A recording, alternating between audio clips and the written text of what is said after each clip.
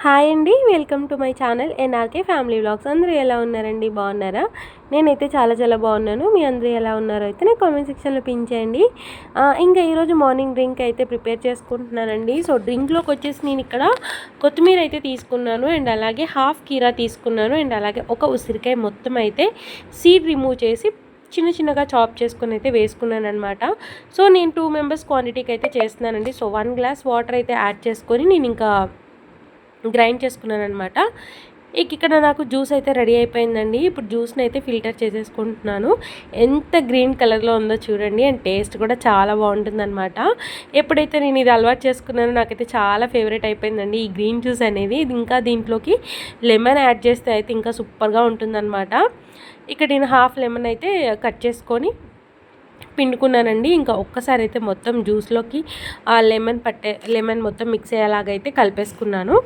ఇంకా ఫైనల్గా 2 గ్లాసెస్లో అయితే సర్వ్ చేసుకుంటున్నానండి. సో ఎంప్టీ స్టమక్తో మనం ఇలాంటి గ్రీన్ జ్యూసెస్ తాగడం వల్ల మన హెల్త్కి అయితే చాలా మంచి బెనిఫిట్స్ అయితే ఉన్నాయండి. సో కొత్తిమీర తీసుకోవడం వల్ల అయితే మనకి హెయిర్కి చాలా బాగా హెల్ప్ అవుతుందన్నమాట, అండ్ అలాగే డైజెషన్ కూడా చాలా బాగా అవుతుందండి. ఇంకా కీరా తీసుకోవడం వల్ల ఏంటంటే మనకి వాటర్ కంటెంట్ ఎక్కువ ఉంటుంది కాబట్టి హైడ్రేట్గా ఉంటాము. ఇంకా ఉసిరి అయితే మనకి వెయిట్ లాస్కి చాలా బాగా హెల్ప్ అవుతుందన్నమాట. ఇలా అయితే నేను మార్నింగ్ డ్రింక్ అయితే కంప్లీట్ చేసేసుకున్నానండి. ఇంకా డ్రింక్ కంప్లీట్ అయిపోయిన తర్వాత ఇక్కడైతే బ్రేక్ఫాస్ట్ కోసం అయితే ప్రిపేర్ చేస్తున్నాను. సో ఇక్కడ ఏంటంటే బాక్స్ అసలు ఓపెన్ అవ్వట్లేదండి, చాలా గట్టిగా ఉండిపోయింది అనమాట మూత. తీయడానికి అయితే ట్రై చేస్తున్నాను. సో ఈరోజు బ్రేక్ఫాస్ట్ వచ్చేసి మాది ఇడ్లీ అనమాట. సో ముందు రోజు నైటే నేను ఇడ్లీ బ్యాటర్ అయితే రెడీ చేసుకున్నాను. ఈరోజు చాలా కొంచెమే పిండి పట్టానండి నేను, ఇడ్లీ పిండి అనేది. సో లైట్గా పొంగిందనమాట. ఇంక ఇక్కడైతే ఒకసారి ఇలా మిక్స్ చేసేసుకొని దీంట్లోకి టేస్ట్కి తగ్గట్టు సాల్ట్, అండ్ అలాగే మనకి కన్సిస్టెన్సీకి తగ్గట్టుగా వాటర్ అయితే యాడ్ చేసుకొని ఇడ్లీ బ్యాటర్ ప్రిపేర్ చేసుకొని ఒక 10 నిమిషాలు పక్కన పెట్టేసుకుంటున్నాను. నైట్ అయితే చక్కగా పెరుగు అయితే తోడు పెట్టానండి. చూడండి ఎంత బాగా తోడుకుందో, అసలుకి మీగడైతే చాలా మందంగా అయితే వచ్చిందండి. ఇంక ఇదైతే తీసుకెళ్ళి ఫ్రిడ్జ్లో అయితే పెట్టేస్తాను. ఇక్కడ వచ్చేసి ఇంకా ఇడ్లీ ప్లేట్స్కి అయితే నెయ్యి అయితే అప్లై చేసేసుకుంటున్నాను. ఈరోజు చాలా సింపుల్గానే అయిపోయిందండి డే మొత్తం కూడా. అంత అంటే మనకి టఫ్గా అండ్ ఒక్కొక్కసారి మనం హెల్తీగా ఉండడానికి చాలా బయట నుంచి తెచ్చుకొని హెల్తీగా ఉండడానికి అయితే ట్రై చేస్తాం కదా. అలానే కాకుండా ఇంట్లో ఉన్న వాటితో కూడా చక్కగా హెల్తీగా ఎలా చేసుకొని తినాలి అనేది మెయిన్ అనమాట. సో ఇలా ఈరోజు అయితే మాది కొంచెం సింపుల్గానే అయిపోయిందండి.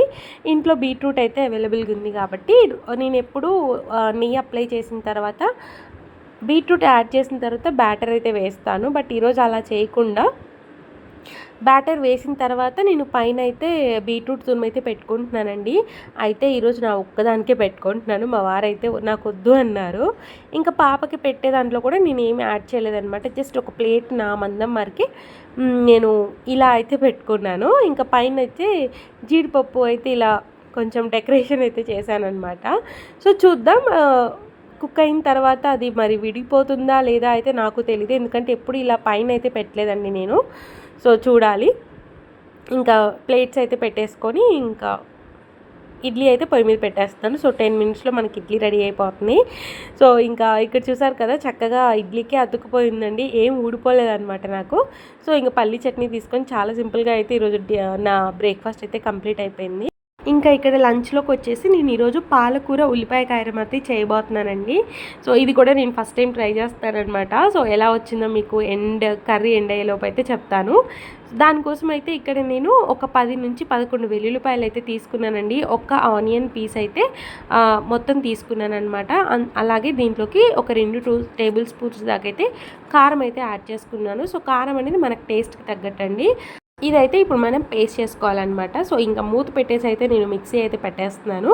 సో ఉల్లిపాయ కారం అంటున్నాం కాబట్టి మనం ఇలా పేస్ట్ అయితే ప్రిపేర్ చేసుకోవాలన్నమాట. సో చాలా ఈ మధ్య ఇది కూడా చాలా ఎక్కువగా చూస్తున్నానండి నేను. పాలకూరతో రెసిపీస్ చూడాలి అని అంటే ఇలా ఉల్లిపాయ కారంతో వేసిన పాలకూర కర్రీ అయితే చాలా బాగుందన్నమాట. చూడ్డానికైతే వీడియోస్లో చూస్తున్నాను కదా నేను. సో చాలా మంచిగా ఉంది. సరే నాకు ఎలా వస్తుందా అని చెప్పేసి అయితే నేను ట్రై చేశాను.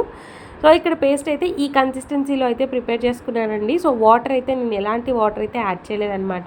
మనకు ఆనియన్స్ నుంచే కొంచెం వాటర్ అయితే వస్తుంది కాబట్టి సో చక్కగా పేస్ట్ అయితే రెడీ అయిపోతుంది.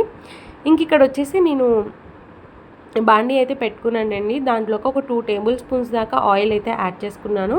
వన్స్ ఆయిల్ అయితే హీట్ అయిన తర్వాత దాంట్లోకి నేను ఆవాలు, జీలకర్ర, మినపప్పు అండ్ అలాగే శనగపప్పు అయితే యాడ్ చేసుకున్నానండి. ఇవి ఇప్పుడు మనకి కొంచెం లైట్గా ఫ్రై అవ్వనివ్వాలన్నమాట. ఇంకా అలాగే దాంతోపాటు నేను ఎండుమిర్చి 2 ఎండుమిర్చి అయితే యాడ్ చేసుకున్నాను. కొన్ని కరివేపాకు రెమ్మలు అయితే యాడ్ చేసుకున్నాను.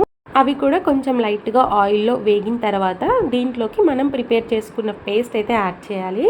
సో ఇక్కడ మెయిన్గా అండి ఆనియన్ అనేది ఈ పేస్ట్ అనేది ఆయిల్లో మంచిగా ఫ్రై అవ్వనివ్వాలన్నమాట. సో పచ్చివాసన లేకుండా మంచిగా మనకి ఫ్రై అవ్వాలన్నమాట. అప్పుడే కర్రీ టేస్ట్ అయితే చాలా బాగుంటుంది.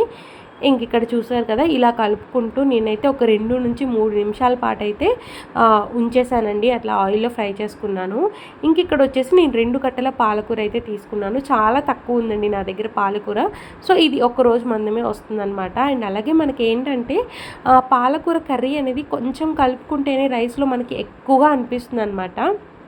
అంటే కర్రీ తక్కువ వేసుకున్నా కానీ మనకి రైస్ ఎక్కువగా కలుపుకోవచ్చు. సో అలా ఉంటుంది పాలకూర కర్రీ. ఇక్కడైతే ఫస్ట్ ఇంకా కట్ చేసి పెట్టుకున్న పాలకూరని అయితే వేసేసుకొని ఆ పేస్ట్కి బాగా పట్టేలాగైతే కలుపుకున్నానండి. సో ఫస్ట్ మనకి పాలకూర ఎక్కువ ఉన్నట్టు అయితే అనిపిస్తుంది కదా, కానీ మనకి పాలకూర అనేది దగ్గర పడిపోతుంది. సో దగ్గర పడ్డప్పుడు ఏంటంటే మొత్తం మిక్స్ అయిపోతుంది కాబట్టి చక్కగా మనకి కర్రీ అనేది బాగుంటుంది.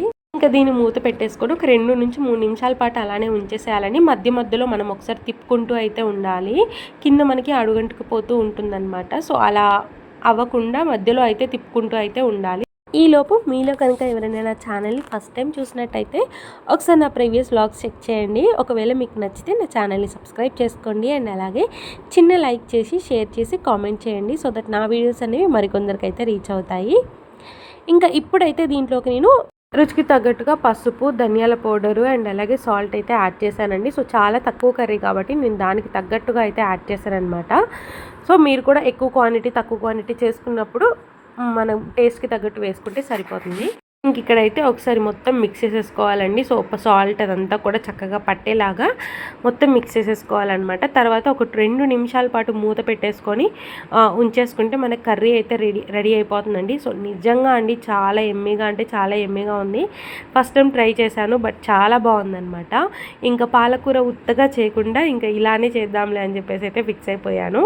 మీల్ ప్లేట్ అయితే ఇలా సింపుల్గా అయిపోయిందండి కర్రీ. అండ్ అలాగే ఎందుకో తెలీదు బీట్రూట్ అయితే ఈ వైట్ అండ్ రెడ్ కలర్ కాంబినేషన్లో ఉందండి. ఇలా ఉంటే ఏమవుతుందో అయితే నాకు తెలీదు, బట్ నేనైతే తినేసాను అనమాట. అది ఎందుకు అలా ఉందో కూడా తెలీదు. మీలో కనుక ఎవరికైనా తెలిస్తే నాకు కామెంట్ సెక్షన్లో అయితే పిన్ చేయండి. ఇంకా అలా నా ఆఫ్టర్నూన్ లంచ్ అయితే కంప్లీట్ అయిపోయిందండి. సో ఇక్కడ సింపుల్గా ఈవినింగ్ అయితే నా దగ్గర ఉన్న ఫ్రూట్స్తో అయితే ఈవినింగ్ స్నాక్ కింద అయితే ఇలా తీసుకున్నాను. ఇంకా డ్రింక్ అలా ఏమైతే తీసుకోలేదండి. సో కొన్ని బ్లూబెర్రీస్, 3 బాదం పప్పులు అండ్ ఒక బనానా, చిన్న బనానా అనమాట. ఇంకా హాఫ్ వచ్చేసి మ్యాంగో పీసెస్ అయితే తీసుకున్నానండి. సో ఇంకా ఇలా ఈరోజు సింపుల్గా ఈవినింగ్ చక్కగా ఫ్రూట్స్తో అయితే నేను నా స్నాక్ అయితే కంప్లీట్ చేసుకున్నాను అనమాట.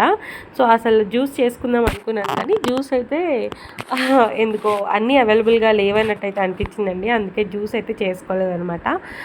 కొన్ని ఉండేసరికి ఇంకా ఇలా ఫ్రూట్ ప్లేట్ అయితే పెట్టేసుకున్నాను. ఇంకా నైట్ డిన్నర్లోకి వచ్చేసి సింపుల్గా ఇది కూడా కర్డ్ రైస్ విత్ మ్యాంగో అండి. ఎంతమంది ఇది ఇష్టంగా తింటారో అయితే కామెంట్ సెక్షన్లో పిన్ చేయండి. నాకైతే చాలా ఇష్టం అండి మ్యాంగో విత్ కర్డ్ రైస్ అయితే. ఇంకా ఎలాంటి టిఫిన్ అలాంటిది ఏం తీసుకోలేదండి, జస్ట్ డైరెక్ట్గా కర్డ్ రైస్ విత్ మ్యాంగో అయితే తీసుకున్నాను అనమాట. ఇది వచ్చేసి నా డిన్నర్ అండి. ఇంకా ఇదండి వ్లాగు. మార్నింగ్ నుంచి నైట్ వరకు నా ఫుడ్ ప్లాన్ అయితే మీతో షేర్ చేసుకున్నాను. హోప్ మీకు అయితే నచ్చింది అనుకుంటున్నానండి. నచ్చితే కనుక లైక్, షేర్, కామెంట్ చేయడం మాత్రం మర్చిపోవద్దు. సో నెక్స్ట్ వీడియోతో అయితే మళ్ళీ కలుద్దామండి. Thank you so much for watching this full video అండి. బాయ్ అండి. బాయ్.